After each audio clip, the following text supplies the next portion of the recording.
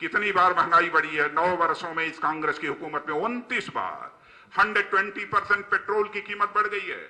Diesel की prices को, petrol की प्राइसेस को इस सरकार ने डीरेगुलेट कर दिया है। हर महीने महंगाई, पेट्रोल और डीजल महंगा हो रहा है। इन सब सारी चीजों से हम सभी अच्छी तरह वाकिफ हैं। लेकिन यह सरकार कहती है कि अपनी देश की अर्थव्यवस्था को यदि हम मजबूत करना चाहते हैं, अंतरराष्ट्रीय जगत में अपने देश की इकोनॉमी की क्रेडिबिलिटी को हम स्टेबलिश करना चाहते हैं, तो भारत के पास इतना धन नहीं है कि हम उसकी साख, देश की अर्थव्यवस्था की साख को स्थापित कर सकें। इसलिए सरकार ने कहा है कि हम विदेशों से पैसा लाएंगे, फॉरेन डायरेक्ट इन्वेस्टमेंट करेंगे। फॉरेन डायरेक्ट इन्वेस्टमेंट करना है, इंफ्रास्ट्रक्चर के सेक्टर में करो, अन्य सेक्टर्स हैं उसमें करो।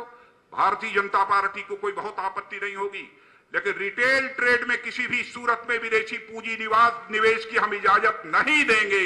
यह भारतीय जनता पार्टी का संकल्प है।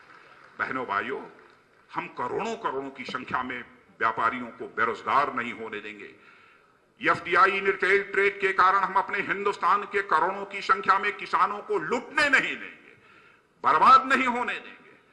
और सचमुच भारत में धन की कमी नहीं है, भारत में ह्यूमन रिसोर्सेज, मानव संसाधन की कमी नहीं है, भारत में प्राकृतिक संसाधन, नेचुरल रिसोर्सेज की कमी नहीं है।